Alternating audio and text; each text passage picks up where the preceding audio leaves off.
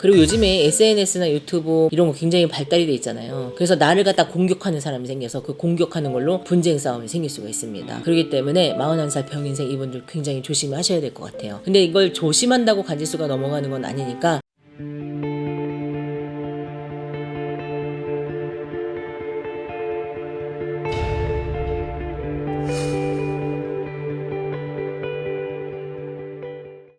안녕하세요, 복용당입니다.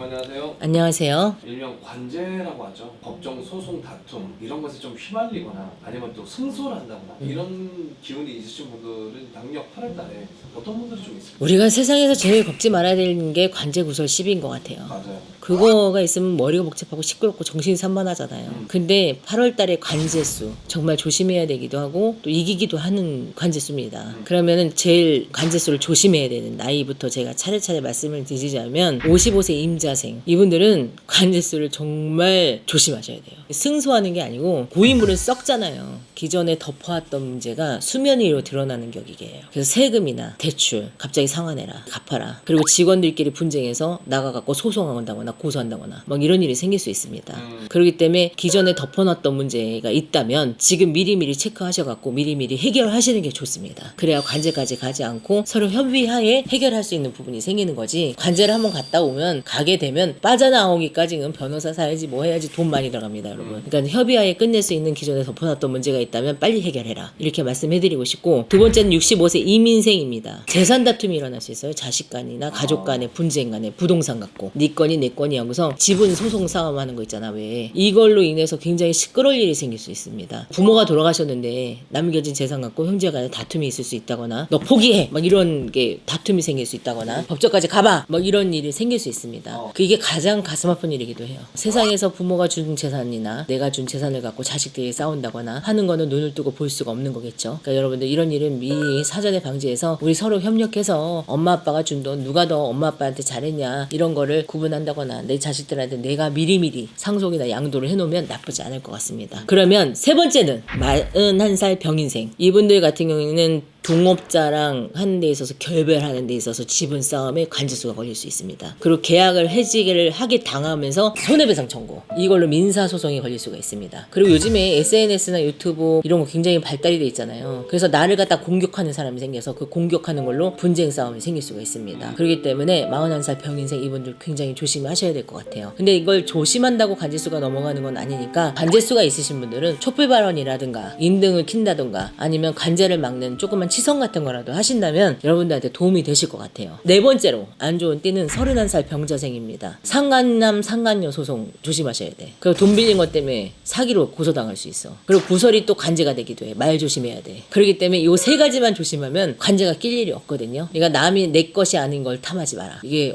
성경책에도 나오고 어떤 불법에도 나오고 다 나와. 그러니까 조심하셔야 됩니다. 그리고 돈 계산은 철저하게 해야 되는 겁니다. 못 주면은 미리 가서 찾아가서 내가 말하라 그랬잖아. 그래서 양해를 구하고 한다면은 관제만큼은 피해가지 않을까라는 생각입니다. 그리고 말은 뱉으면 주워 담을 수가 없습니다. 말이 관제로 거짓말이 또는 남을 음해하거나 험담하는 말이 구설로 갈 수 있다는 거, 관제로 갈 수 있다는 거 명심하셨으면 좋겠습니다. 그러면은 다섯 번째는 어떤 데일까요? 53세 갑인생입니다. 이분들은 확장을 하는 관계에서, 그러니까 내가 뭔가를 집을 좀 넓혀가는 관계에서, 아니면 내가 직장을 이동하는 관계에서, 또는 사업체를 또 넓혀가는 관계에서 문제가 생길 수가 있어요. 뜻하지 않게 확장을 하려고 보니까 뭔가 정리가 안 된 거야. 정리가 안 되는 자리를 내가 계약을 덜커덩 해버린 거죠. 그래서 거기에 생겨서 분쟁에서 민사소송에 걸릴 수가 있는 겁니다. 53세 갑인생은 금전적인 문제로 민사소송에 분명히 걸린다. 그리고 계약서를 꼼꼼히 체크해서 봐야지 무턱대고 계약을 한다거나 확장하는 데 있어서 뭔가를 매매를 한다거나 매입을 했을 때 문제가 분명히 발생할 수 있기 때문에 조심하셔야 된다고 생각합니다. 그렇기 때문에 53세 갑인생 요것만 조심하시면 승소할 수 있는 운도 있어요. 그렇기 때문에 나쁜 운만 있는 건 아닙니다. 그러면 제가 5가지 띠를 다시 한번 말씀해드리자면 55세 임자생, 65세 이민생, 41살 병인생, 31살 병자생, 53세 갑인생 이분들 관제수 꼭 조심하셔서 극복하셔서 이겨내 가시고 촛불 한 자루가 여러분의 운명을 다시 바꾸기도 한다는 거 잊지 마시기 바라겠습니다. 감사합니다.